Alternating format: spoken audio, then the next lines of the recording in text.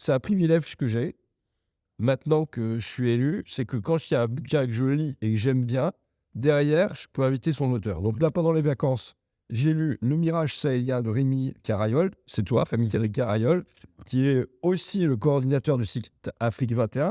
Et donc, c'est sur la France en guerre en Afrique, Serval, Barkhane et après. Et du coup, je t'ai invité à venir pour retracer finalement cette histoire-là, qui est un peu une histoire d'une victoire militaire qui se transforme en naufrage politique. Je voudrais qu'on comprenne les causes, mais avant ça, peut-être, pour mémoire. Donc, Serval, c'est une intervention au Mali, et qui ensuite est rendue avec Barkhane à 5 pays du Sahel, le Mali, le Niger, le Tchad, le Burkina Faso, la Mauritanie.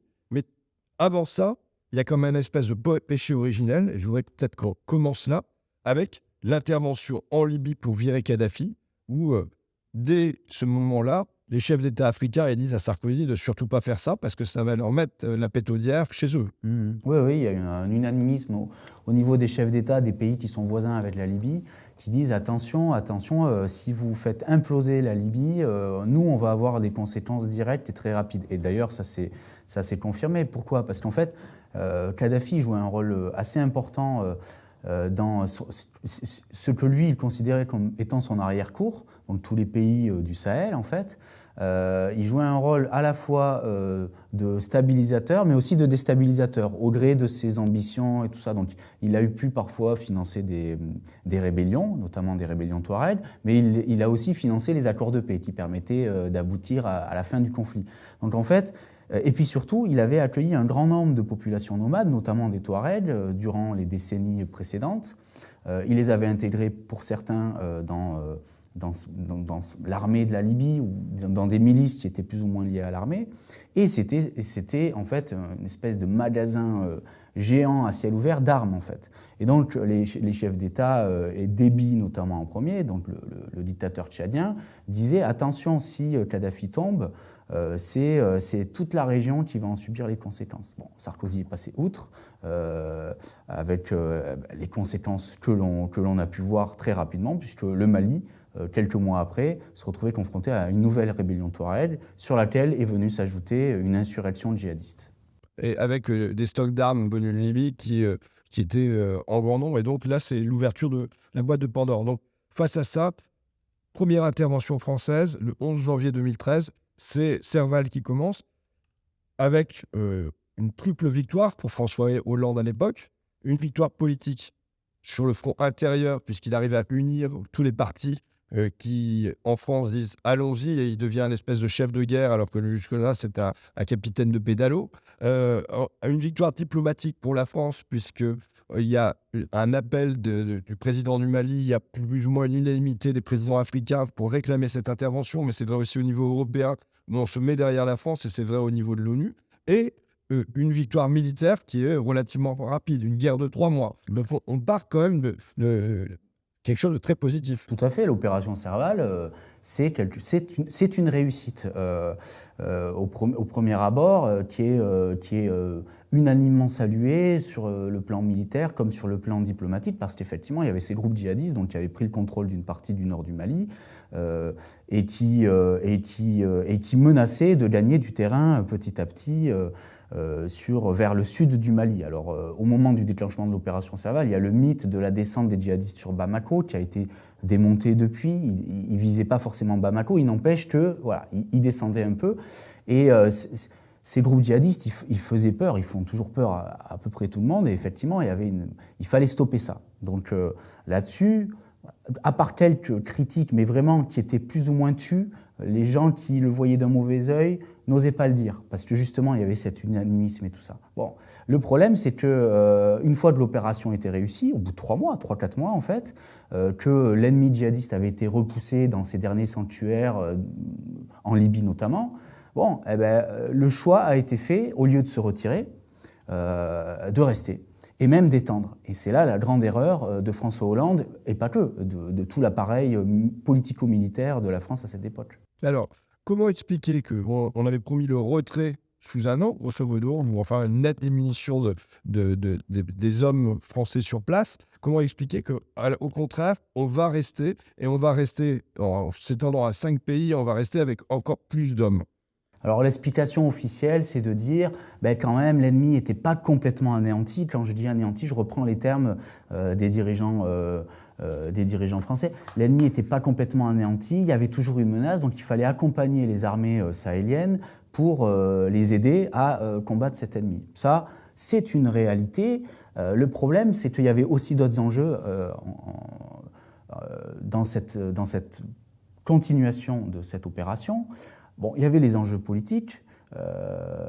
François Hollande avait gagné des points sur la scène intérieure et quelque part, c'est quand même un calcul politique que de dire on va continuer, c'est bien chef de guerre. Il a lui-même dit d'ailleurs aux journalistes du Monde qui ont fait un bouquin, un président ne devrait pas dire ça, il a dit dans la Ve République, un chef d'État ne devient finalement un chef d'État que lorsqu'il endosse le rôle de chef de guerre. Voilà, il y a cet aspect-là, il y a l'aspect diplomatique. Il ne faut pas oublier que la France, si elle continue de jouer un rôle dans ses anciennes colonies, c'est pour des intérêts économiques, certes, mais c'est aussi pour un intérêt diplomatique très fort, c'est-à-dire son influence et sa puissance, et quelque part son rôle au niveau de l'ONU et au sein du Conseil de sécurité, c'est par son influence qu'elle l'a, et notamment sur ses anciennes colonies. Donc cet enjeu, il n'est pas négligeable, et puis il y a l'enjeu militaire qui est majeur. Les militaires, eux, ils voulaient continuer cette guerre. Parce qu'il y a un intérêt, d'abord, les militaires veulent rester en Afrique. On le voit dans le débat actuel sur est-ce qu'il faut garder des bases ou pas. Les militaires, ils veulent rester en Afrique parce que c'est un théâtre d'entraînement très intéressant pour eux, parce que ça leur permet d'avoir des primes, c'est pas négligeable, mais aussi des avancements pour ce qui est des officiers. Mais aussi, il y avait un intérêt d'ordre économique, financier. C'est-à-dire que depuis plusieurs années, le budget de l'armée ne cessait de baisser, comme les budgets des autres ministères, cela dit. Mais voilà. Et eux, chaque année, il y avait un lobbying assez intense de la part des officiers pour dire attention, l'armée française perd de sa puissance, on risque d'être déclassé et tout ça. Et l'opération Serval, puis l'opération Barkhane, c'est pour eux un formidable coup de pouce. À partir de ce moment-là, le budget de l'armée cesse d'être réduit et au contraire augmente. Et on l'a vu encore récemment, il augmente encore plus maintenant avec le conflit en Ukraine. Mais ça, pour les militaires, c'est quand même quelque chose, une victoire quelque part essentielle. Ce qu'on voit, alors vous parlez d'abord d'une forme d'ivresse après l'opération Serval, et du coup ça met des œillères, on ne se rend pas compte qu'on est en train de rentrer dans un rôle néocolonial qui risque d'être dénoncé, mais vous montrez aussi toute l'emprise finalement de la diplomatie qui n'existe plus et qui est complètement écrasée par le militaire, et que les chefs d'État africains ils s'adressent aux officiers plutôt que s'adresser aux ambassadeurs, mais que, y compris en France, c'est Le Drian qui est le poste, qui est ministre de la Défense, qui remplace le Quai d'Orsay. Très rapidement, en fait, c'est le ministère des Armées, de la Défense à l'époque, des Armées maintenant, qui prend le lead sur toutes les questions sahéliennes. Et le Quai d'Orsay, petit à petit, se fait dépasser. Moi, j'ai discuté avec des diplomates qui étaient atterrés parce qu'ils pondaient des rapports qui n'étaient pas lus, alors que les rapports et les propositions des militaires avaient beaucoup plus d'influence. Ça, c'est aussi lié à la personnalité des ministres à l'époque. Laurent Fabius se désintéresse complètement de l'Afrique, alors que Jean-Yves Le Drian, lui, il voit tout de suite un intérêt, et d'ailleurs, au fil des années, il deviendra le grand ami d'un certain nombre d'autocrates, notamment Idriss Déby et Denis Sassou Nguesso, le président du Congo. Après, il y a aussi un fond colonial quand même derrière tout ça. Vous citez à un moment Emmanuel Macron. C'est une déclaration qui est passée relativement inaperçue, et pourtant, qui dit aux soldats qui sont donc à Gao, de la force Barkhane: ici vous êtes l'avant-garde de la République comme avant vous le furent sur ce continent, dans les airs, sur mer, sur terre, et vous faites honneur à cette lignée. Donc il inscrit l'opération Barkhane dans la lignée des guerres coloniales. Complètement. Et c'est vrai que c'est passé inaperçu. Ce discours, il le tient 5 jours après avoir été intronisé à l'Élysée. C'est son premier voyage. Je crois qu'il est allé en Allemagne avant, mais c'est son premier voyage hors Europe. Il va rendre visite aux soldats français qui sont basés à Gao, au nord du Mali. Et donc, il tient ce discours, et c'est vrai qu'il est passé inaperçu. Moi, je suis un peu tombé par hasard en travaillant sur ce bouquin. Mais c'est pas que Macron. En fait, c'est une idéologie qui imprègne toute la sphère militaire, mais aussi politique et même un peu diplomatique en France. C'est-à-dire qu'on a quand même des relents coloniaux qui reviennent très régulièrement. Et alors, dans l'armée, au niveau des officiers, c'est omniprésent.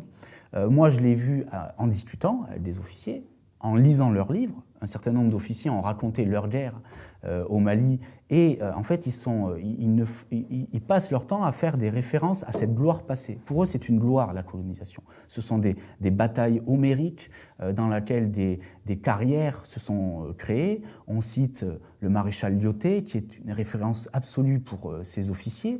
C'est aussi quelque chose qui est inscrit dans le logiciel stratégique de l'armée française. Quand on épluche les documents stratégiques, à partir du milieu des années 2000, et puis pendant plusieurs années, on se rend compte que les références, c'est Gallieni, c'est Lyautey, c'est-à-dire des officiers qui ont joué un rôle majeur dans la colonisation.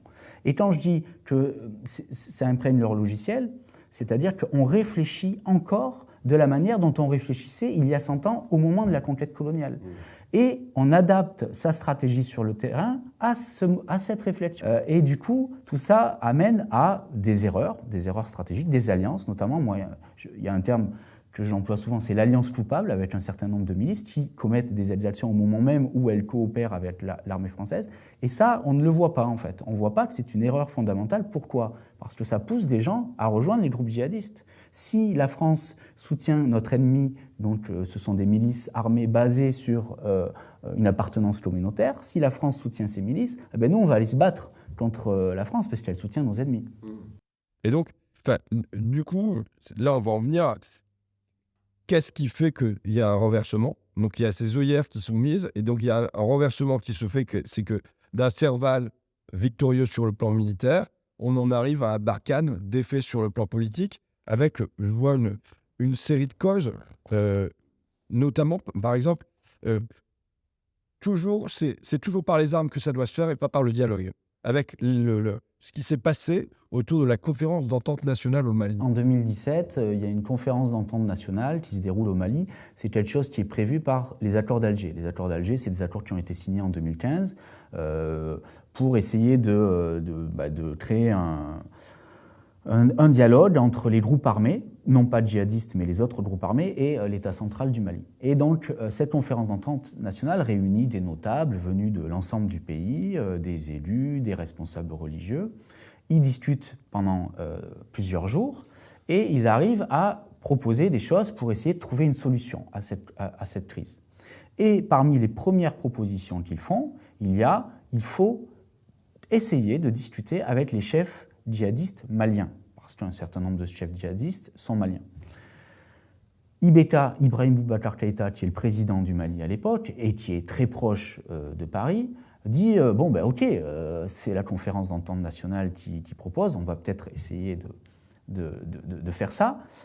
5 jours après, Jean-Marc Ayrault, qui est alors ministre des Affaires étrangères, se rend à Bamako et dit non, hors de question. Nos soldats se battent contre ces groupes-là, il est hors de question qu'on négocie avec eux.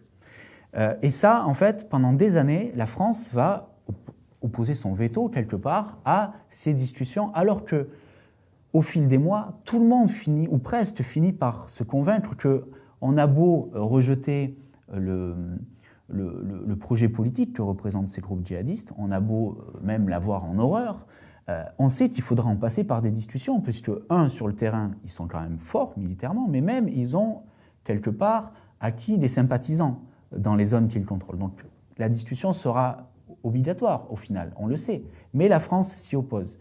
Et pas seulement... C'est une incroyable ingérence. Là, on a une conférence d'entente nationale qui dit il faut discuter avec les chefs djihadistes. Il y a aussi le fait de ne voir ce qu'ils sont qu'à travers la lunette de est-ce que ce sont des fanatiques religieux ou pas. Et ne pas voir que ça peut être une question sociale aussi qui est posée, voir des questions territoriales, mais seulement voir à travers la lunette de la religion. C'est là où on en revient aux œillères idéologiques. Il y a cette volonté de présenter les djihadistes sahéliens comme uniquement des terroristes, qui sont les mêmes que ceux qui se battent en Syrie au nom de l'État islamique, ou que ceux qui ont même commis des attentats sur le sol français, notamment en 2015. C'est une erreur fondamentale, en fait, parce que certes, ces djihadistes sont liés, en tout cas ces groupes djihadistes sont liés à l'État islamique ou à Al-Qaïda. Ça, c'est indiscutable. Et donc, ils ont un agenda qui relève de l'ordre de l'agenda du djihad, ce qu'on appelle le djihad global. Sauf que sur le terrain, qui c'est qu'ils recrutent ? Ce sont des hommes qui, pour la plupart, et même des femmes, et aussi des adolescents, qui, pour la plupart, en fait, n'ont pas pour objectif d'imposer leur vision d'une religion stricte et tout ça. Non, ils rejoignent ces groupes pour des questions sociales, pour des questions économiques, pour des questions politiques. Ils veulent renverser la table, renverser l'ordre établi soit par l'État, les États issus des indépendances, soit l'ordre établi au sein même de leur communauté. Parce qu'il y a des strates, il y a des hiérarchies qui sont indépassables. Et donc, quelque part, la manière de les dépasser, c'est en prenant les armes. Et ça, en fait, les responsables politiques français, plus que les militaires, parce que les militaires s'en sont rendus compte assez rapidement, finalement. Mais les responsables politiques français n'ont pas voulu le voir, ou en tout cas pas voulu l'entendre. Ils sont restés sur leur schéma lutte antiterroriste, alors qu'on était dans un contexte d'insurrection, finalement. Ce sont des insurrections djihadistes, mais ce sont des insurrections. Et face à une insurrection, la réponse n'est pas la même que face à un groupe dit terroriste. Et donc, là, refus du dialogue, mais même interdiction dans une extrême ingérence que, par exemple, au Mali, il y a un dialogue qui soit établi. Il y a d'autres causes aussi, c'est l'occupation par une armée étrangère. Il y a, je ne sais pas si on appelle ça des erreurs, des bavures, vous en citez un certain nombre.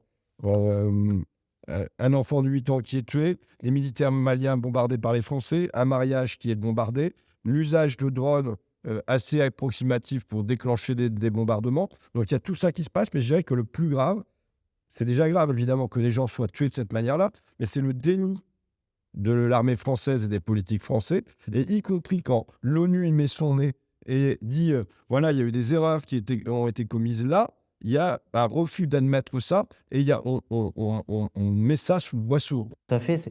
Moi, c'est quelque chose que je n'arrive pas à comprendre. Parce qu'il faut dire une chose. Il y a eu des bavures, c'est évident. Il y a eu des victimes collatérales dans toute guerre, en fait. C'est inévitable. Et pourtant, l'armée française et l'exécutif français veulent faire croire à une guerre propre. Il y aurait, à les entendre, jamais il n'y a eu de bavure. Jamais il n'y a eu de victimes collatérales. L'enfant de 8 ans qui a été tué par des soldats français, il n'y a pas eu de faute. Le bombardement de soldats maliens qui étaient détenus dans un camp djihadiste, ils ont osé prétendre que c'était des soldats qui avaient été retournés par les djihadistes. Le bombardement du village de Bounti, donc d'une cérémonie de mariage dans le village de Bounti au centre du Mali, ils prétendent que ce sont tous des djihadistes, alors qu'un rapport de l'ONU ultra circonstancié a conclu au fait que parmi les 22 victimes, il y en avait 19, c'était des civils, et 3 qui potentiellement appartenaient à un groupe djihadiste. Il faut comprendre qu'on est dans une zone où, effectivement, dans tous les villages, on a des jeunes qui ont rejoint ces groupes djihadistes. Jamais l'armée française ne reconnaît ses fautes. Et effectivement, le scandale n'est pas dans ces bavures, parce que, encore une fois, c'est une guerre, on commet des erreurs. Le scandale, il est dans l'incapacité de reconnaître ses erreurs. Et quelque part, ça illustre l'incapacité du pouvoir français à reconnaître son échec, parce qu'aujourd'hui, au niveau des dirigeants français, personne ne reconnaît l'échec de Barkhane. En off, oui, en off, on l'admet, mais en on, devant les micros, personne ne l'admet. Alors que à peu près tout le monde est d'accord pour reconnaître que c'est un échec. Surtout au Vietnam, mais en ce moment, on est en train de plier les Gaules, avec des drapeaux qui se font brûler dans la rue, français qui se font brûler dans la rue. Mais comme autre cause, je vois aussi le soutien des régimes autoritaires, l'aide de la France à Compaoré au Burkina Faso pour s'échapper. Donc, alors qu'il devait y avoir un procès qui est contre lui, qui devait se tenir au Burkina Faso. Au Tchad, où la France bombarde des opposants rebelles, alors que ce ne sont pas du tout des djihadistes, ce sont juste des opposants au pouvoir. Le soutien, toujours au Tchad, à la prise du pouvoir par le fils de Idriss Déby. La corruption qui est endémique au Mali et qu'on fait semblant de ne pas voir. La démocratie écrasée au Niger. Et finalement, parce qu'on combat les terroristes ensemble, au nom de la réelle politique qui deviendra en fait, parce que c'est de la réelle politique qui est plus du tout réaliste finalement à un moment, on se s'allie à des régimes autoritaires, mais qui sont détestés dans les pays, et donc finalement on finit par se faire détester en même temps que les régimes autoritaires. Oui, tout à fait. Et avec toujours en fond cette espèce de volonté de prétendre défendre un certain nombre de valeurs, la démocratie, les droits de l'homme. Donc, dans les discours, on le voit régulièrement. Alors là, le dernier discours de Macron, pour le coup, il a un petit peu rompu avec ça, mais dans les discours, on voit toujours ça, la démocratie, les droits de l'homme. Et puis, dans les faits, on se rend compte que, non, en fait, la priorité dans cette région pour la France, c'est la lutte antiterroriste. Et au nom de la lutte antiterroriste, on passe tout à ses alliés. Si on n'est plus un allié, à ce moment-là, on ne lui passe rien. Mais si on est un allié, on passe tout. Et l'exemple le plus flagrant, effectivement, c'est le Tchad. En 2019, on a une colonne de groupes armés qui descendent sur N'Djamena pour essayer de prendre le pouvoir, comme ça s'est fait dans l'histoire du Tchad à de multiples reprises. Et l'armée française qui, rappelons-le, légalement, est présente au Tchad uniquement dans le cadre de l'opération Barkhane, donc uniquement dans le cadre d'une opération antiterroriste, anti-djihadiste. Elle envoie ses avions bombarder cette colonne. Il y a des morts, il y a des blessés, et il y a des hommes qui sont arrêtés. La rébellion doit reculer et doit retourner de là où elle venait, en l'occurrence de Libye. Et à l'époque, Jean-Yves Le Drian, ministre de la Défense, ministre des Affaires étrangères, prétend que, en gros, il fait un lien avec le Mali.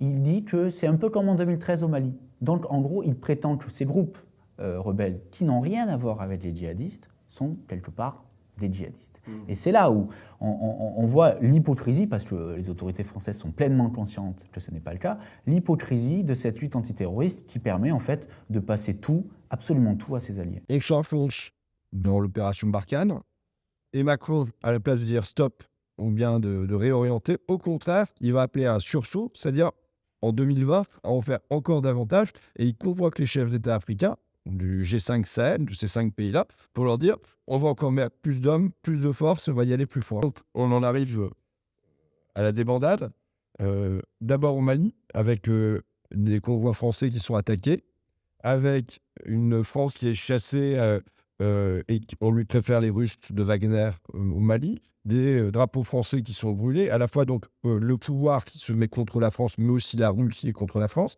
et c'est pas dans ton livre parce que c'était peut-être trop récent, mais le même scénario qui se déroule au Burkina Faso. Effectivement, c'est trop récent puisque le Burkina Faso, ça remonte à quelques semaines. Et en fait, même aujourd'hui, puisque là, il vient d'y avoir un accord militaire qui est dénoncé par le Burkina Faso, qui existait depuis 1961. L'accord de coopération militaire qui remontait à 61, donc qui vient d'être dénoncé par le Burkina Faso et qui, il y a quelques semaines, les autorités burkinabées avaient demandé à ce que les soldats français quittent le pays. Les soldats français qui étaient présents à Ouagadougou depuis une dizaine d'années, et c'était les forces spéciales, dans un cadre juridique très flou d'ailleurs.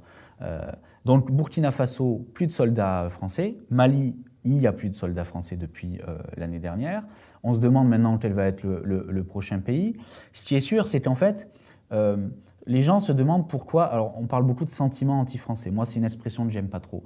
Mais on se demande pourquoi ce sentiment anti-français. Alors, il y a des raisons historiques profondes. Une décolonisation incomplète, une mainmise de la France sur certains pays, des jeux malsains entre les élites françaises et africaines. Donc tout ça, ça joue. Mais l'échec de l'opération Barkhane a été quelque part l'huile sur le feu parce que les gens ne comprennent pas comment une armée aussi puissante, ou prétendue aussi puissante, n'arrive pas à vaincre des groupes qui sont souvent considérés comme ayant peu de moyens. Alors les choses sont un peu plus subtil que ça, mais de fait, si on grossit le trait, c'est un peu comme ça. Et les gens ne comprennent pas. Et certains ont même fini par croire que la France, au lieu de combattre ces djihadistes, finalement était complice d'eux et même les appuyait pour déstabiliser les pays de la zone. Oui, là, vraiment, c'est des fake news qui circulent.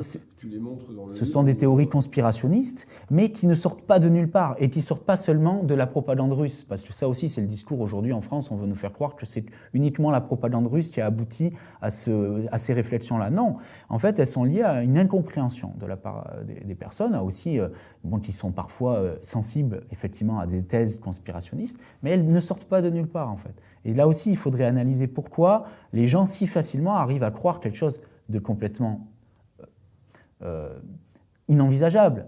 Il y a quand même 59 soldats français qui ont été tués sur le terrain, de nombreux autres, des centaines d'autres qui ont été blessés physiquement ou psychiquement, qui ne s'en remettent pas.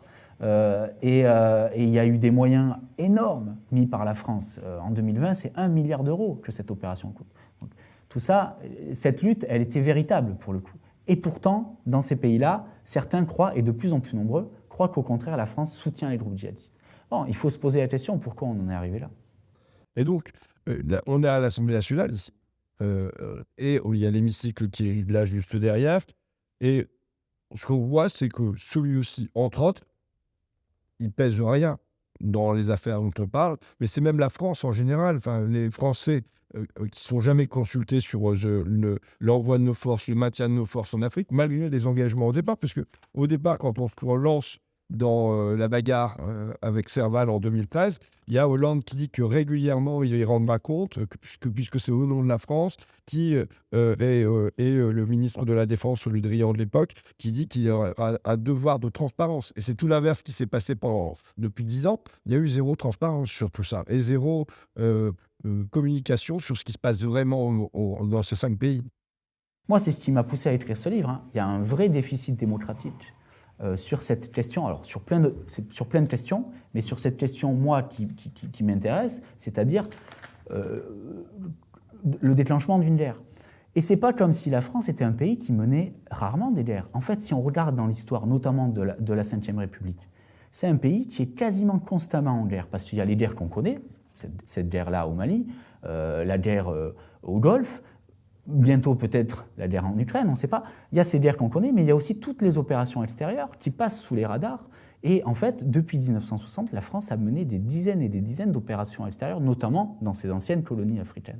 Et ça, ce n'est jamais débattu. Alors que, encore une fois, c'est en notre nom, en tant que citoyen français, que les soldats sont déployés sur un théâtre d'opération. En lisant le livre, on est triste pour notre pays, enfin, quand on est un peu patriote comme moi, de voir la manière dont il se comporte et peut-être comment, à la place de l'user de soft power, on est en permanence dans le hard power. Comment ça commence sur du hard power avec Serval qui est accepté, qui est même réclamé par les autorités maliennes, mais on continue en étant en permanence dans le militaire, dans l'armée, dans le dur, et jamais on se demande quel est le pouvoir culturel, diplomatique, d'échange qu'on peut avoir, et on bascule pas sur ce terrain-là. En tout cas, depuis une dizaine d'années, c'est effectivement ce prisme militaire qui l'a emporté. Alors, Emmanuel Macron a fait un discours lundi sur sa politique africaine en disant c'est fini tout ça, en disant les bases françaises vont changer, on sera beaucoup moins, notre présence militaire sera beaucoup moins visible et tout ça. Donc, quelque part, il a acté dans son discours. Il dit ça au moment où je fais chasser à coup de pompe au cul. Oui, et puis surtout, il dit ça, mais attendons donc de voir ce qui va se passer dans les actes, parce qu'en fait, en gros, ça fait 6 ans qu'il dit mais moi, je vais rompre avec le passé. Et que dans les faits, effectivement, sur certains aspects, il y a une petite rupture, mais ça ne va jamais très loin, et surtout sur certains aspects, il n'y a pas de rupture. Prenons le cas des bases militaires. Est-ce qu'on se pose parfois la question de savoir pourquoi on a ces bases militaires dans nos anciennes possessions coloniales? Est-ce qu'on se pose la question de savoir quel est l'intérêt? Pour la France, il semble évident, pour l'armée française encore plus, mais pour les pays concernés. Alors, ces pays, les dirigeants, ils sont d'accord avec la présence de ces bases militaires. Il ne faut pas non plus... mais par contre, de plus en plus, au niveau des populations, il y a une remise en cause de cette présence. C'est quelque chose qui agresse un certain nombre de personnes de savoir qu'il y a une base militaire étrangère sur leur territoire. Quelque chose qui a beaucoup choqué le ministre des Armées, Sébastien Lecornu, il y a quelques mois, a expliqué que ces bases, elles continueraient d'être là, et notamment pour venir en aide aux ressortissants français en cas de trouble. Mais ça, aujourd'hui, ça passe plus auprès de la jeunesse africaine. Parce qu'elle dit, mais les Français accepteraient-ils une base étrangère, américaine ou autre, en cas de trouble dans le pays pour venir en aide aux ressortissants? En fait, il renvoie toujours ça à une forme de paternalisme ou de mépris qui dirait que les Africains ne sont pas capables de se gérer eux-mêmes.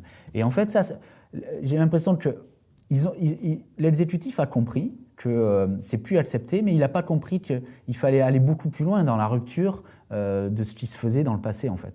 Prenons le cas des bases. Est-ce qu'on est obligé d'avoir toutes ces bases militaires dans ces pays? Même cette question-là, finalement, elle n'est pas posée. La seule question qui est posée, c'est quelle forme vont prendre ces bases? Je te remercie beaucoup pour le bouquin, que je recommande vraiment. Comme tu participes au site Afrique 21, il y a un appel à dons qui est aujourd'hui lancé pour porter un autre regard sur l'Afrique. Voilà, donc on le mettra en petite note de bas de page. Ouais, super, merci. C'est un site qui est indépendant et qui est en accès libre parce qu'on veut que le plus de gens puissent nous lire, notamment sur le continent africain. Et donc notre seul moyen de financement, c'est par le don de nos lecteurs à la mesure de ces moyens. On est en pleine campagne actuellement, donc allez sur notre site Afrique 21 en chiffres romains. allez lire les articles d'abord, voir si ça vous plaît, et ensuite, si vous pouvez, participer à notre financement comme beaucoup de médias indépendants qui aujourd'hui ont besoin de cette participation volontaire citoyenne quelque part. Ça marche. Merci beaucoup à toi. Merci.